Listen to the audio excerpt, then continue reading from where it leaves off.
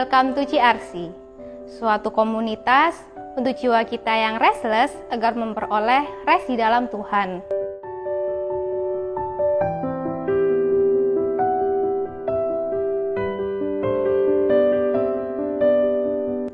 Bersyukur di dalam kondisi yang seperti ini kita masih bisa berkumpul secara online, baik itu di Instagram, di YouTube, maupun di Spotify. Jangan lupa untuk di-follow dan di-subscribe ya teman-teman. Pastoral Message kali ini akan membahas tentang bagaimana cara kita meyakinkan orang tua ataupun orang yang lebih senior atas pilihan atau ide kita. Ditunggu ya jawabannya sebentar lagi teman-teman, karena kita akan diberkati melalui pujian yang akan dibawakan oleh Feli dan Alvin. Teman-teman, stay safe and healthy ya. Bye-bye, God bless you.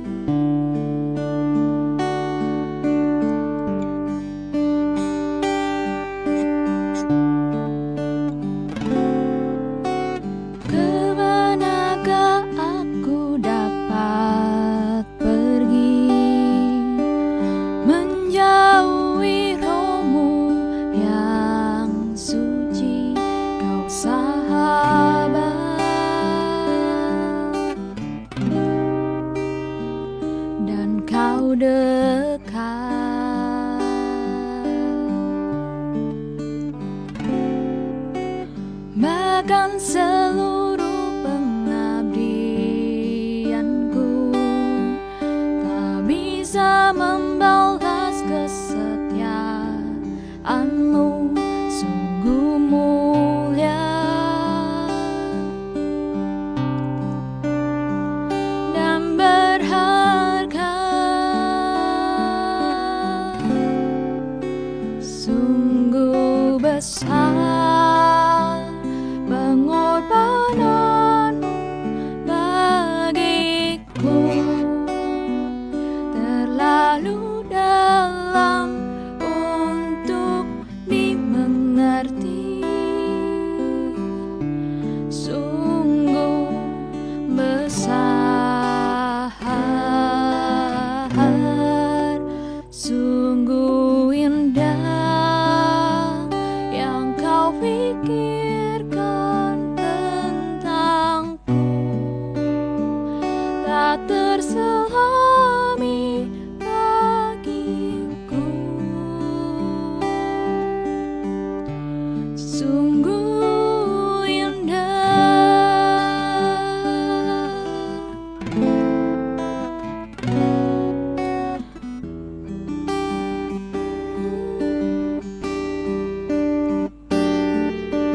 Kemanakah aku dapat pergi, menjauhi rohmu yang suci, kau sahabat,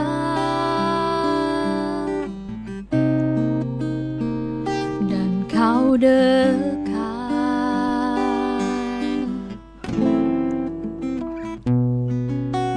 Bahkan seluruh pengabdianku tak bisa membalas kesetiaanmu, sungguh mulia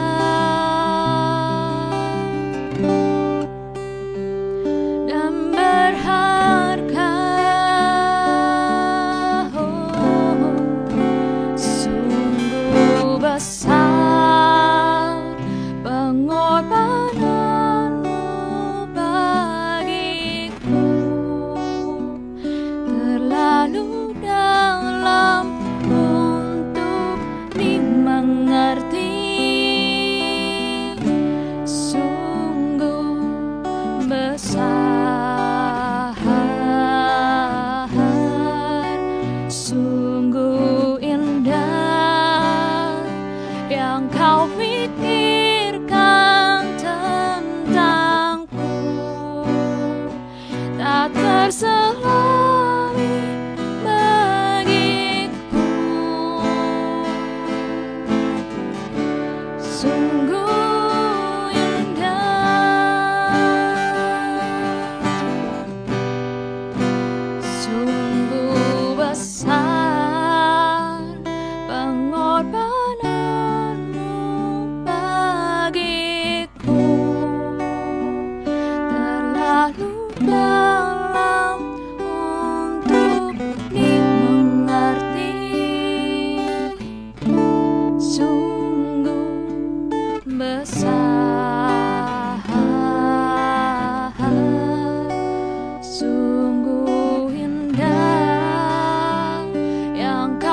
pikirkan tentangku, tak terselami bagiku. Sungguh indah.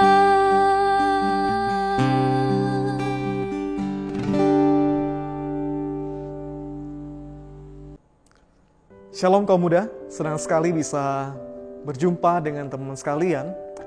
Ko David berharap kita semua dalam keadaan yang baik, keadaan yang sehat. Tetap jaga jarak aman, kenakan masker dan juga selalu menjaga kebersihan.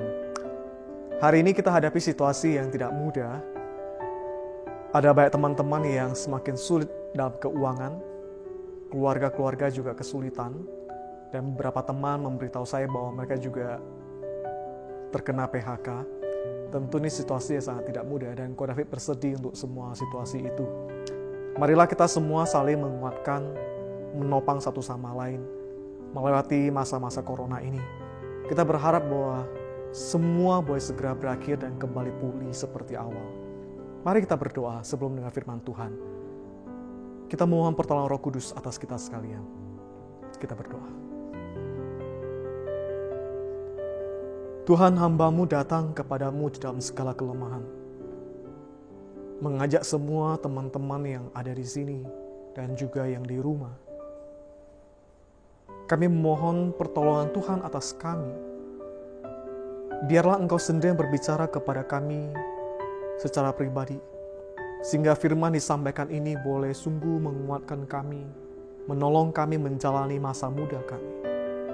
Ajar kami Tuhan untuk menjalani kehidupan yang seperti Engkau mau, supaya di tengah-tengah segala ketidakberdayaan kami ini, nama-Mu dipuji, nama-Mu dimuliakan. Terima kasih Tuhan, terima kasih. Dalam nama Yesus kami berdoa. Amin.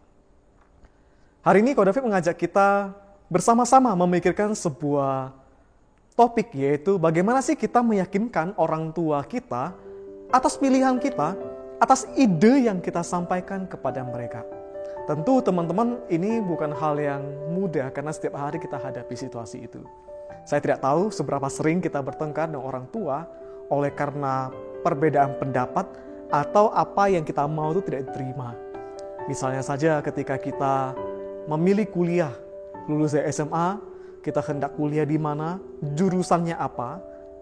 Bukankah seringkali kita tidak cocok dengan apa yang orang tua mau.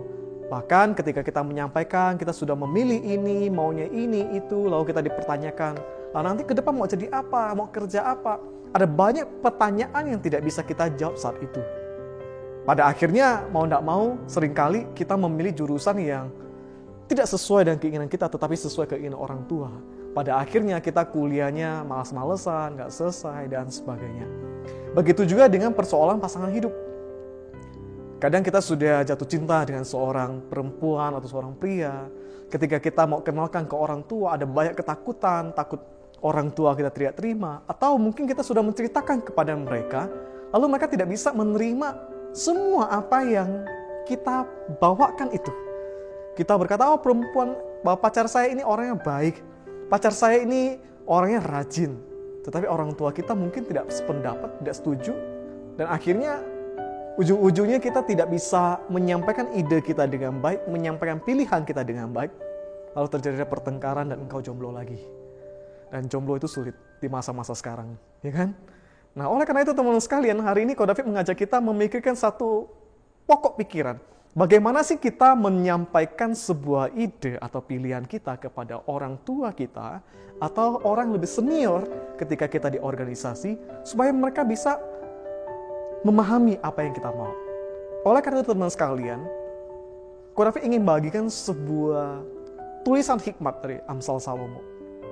Amsal 25 ayat 15. Dengan kesabaran, seorang penguasa diyakinkan dan lidah lembut mematahkan tulang.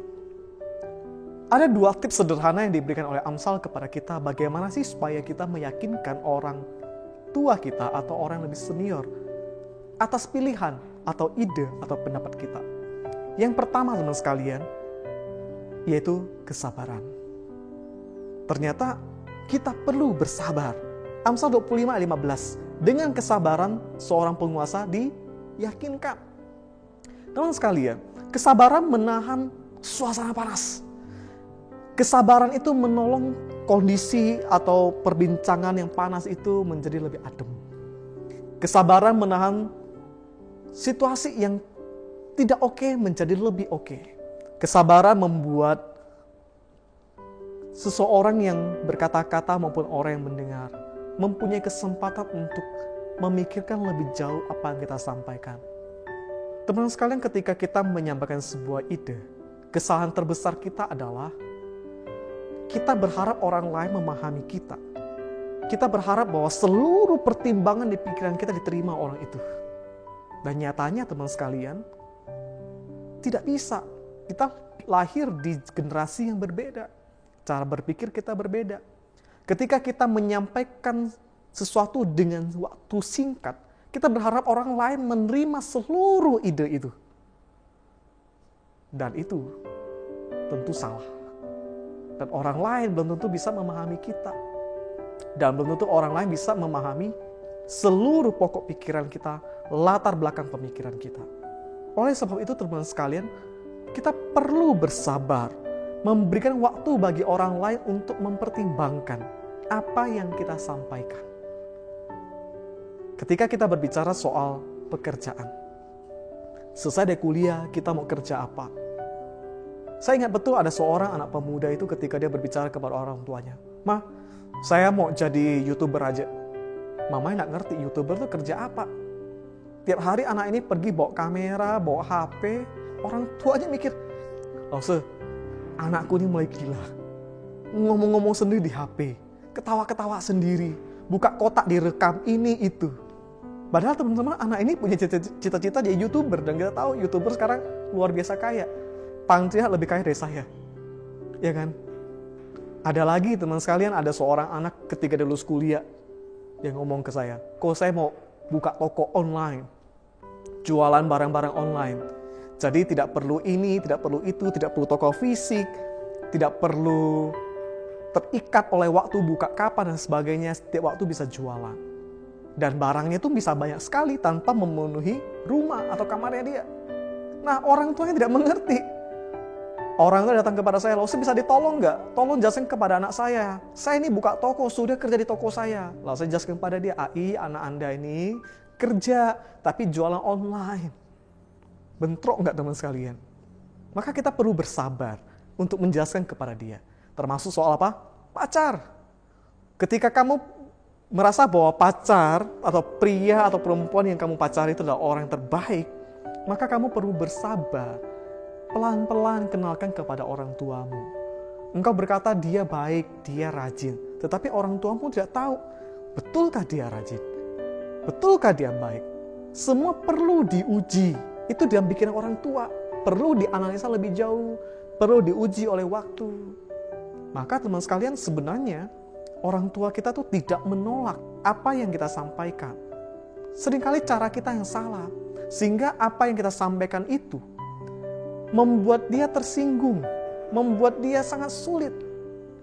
Sehingga orang lain tidak lagi terfokus kepada isi penyampaian kita, tetapi malah terfokus kepada sikap kita, sehingga seluruh ide kita ditolak. Oke? Jadi, kita perlu menyampaikan ide kita dengan sikap yang sabar. Amsal 25-28 mengatakan, orang yang tidak bisa mengendalikan diri, dia seperti kota yang roboh temboknya. Teman-teman, pada zaman dulu, kota itu kuat tergantung dari tembok kotanya.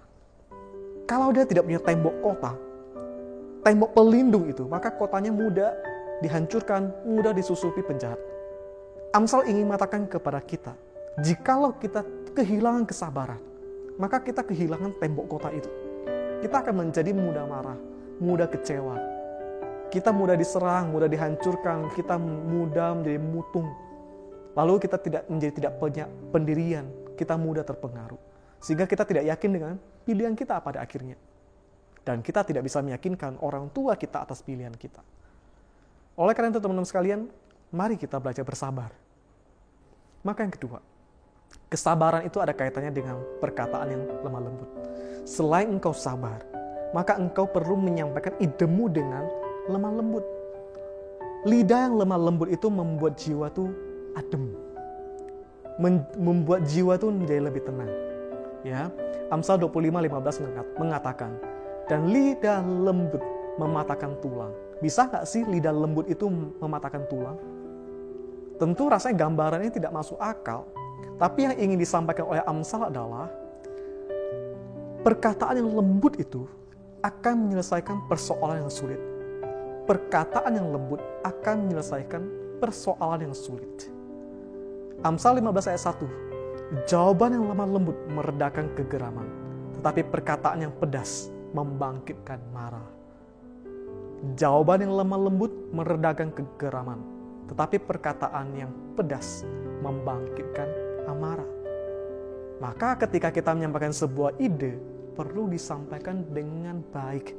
Kau perlu tulis kata-katamu apa, kalimatmu apa, dengan baik. Supaya orang mendapatkan pesan yang jelas. Jangan marah-marah. 2 Timotius pasal 2:25. Dan dengan lemah lembut dapat menuntun orang suka melawan. Sebab mungkin Tuhan memberikan kesempatan kepada mereka untuk bertobat dan memimpin mereka sehingga mereka mengenal kebenaran. Bahkan Paulus mengingatkan Timotius, ketika kita mau membawa seseorang yang salah kembali kepada Tuhan, maka harus disampaikan dengan lemah lembut. Bukan dengan perkataan kasar, apalagi maki-maki. Tuhan kita adalah Tuhan yang sabar dan lemah lembut. Zakaria 9:9. Bersorak-soraklah dengan nyaring, hai putri Zion. Bersorak-sorailah, hai putri Yerusalem. Lihat, Rajamu datang kepadamu, ia adil dan jaya. Ia lemah lembut dan mengendarai seekor keledai. Seekor keledai beban yang mudah. Tuhan kita, Tuhan yang sabar, Tuhan yang lemah lembut. Ia tidak pernah berkata kasar, dan ia tidak pernah marah kepada orang-orang berlaku tidak adil kepadanya. Maka teman-teman sekalian, ketika kita menyampaikan sebuah ide, keinginan kita kepada orang lebih tua, maka kita perlu belajar. Sampaikan dengan penuh kesabaran. Berikan mereka waktu untuk berpikir. Berikan mereka waktu untuk menganalisa apa yang kita inginkan. Lalu sampaikan dengan kata yang lemah lembut. Itu sebabnya Efesus 4 ayat 2 berkata kepada kita, hendaklah kamu sabar, lemah lembut, dan rendah hati. Kiranya Tuhan memberkati kita, dan kita terhibur oleh firman ini, dan kita berani menyampaikan ide kita kepada orang tua kita. God bless.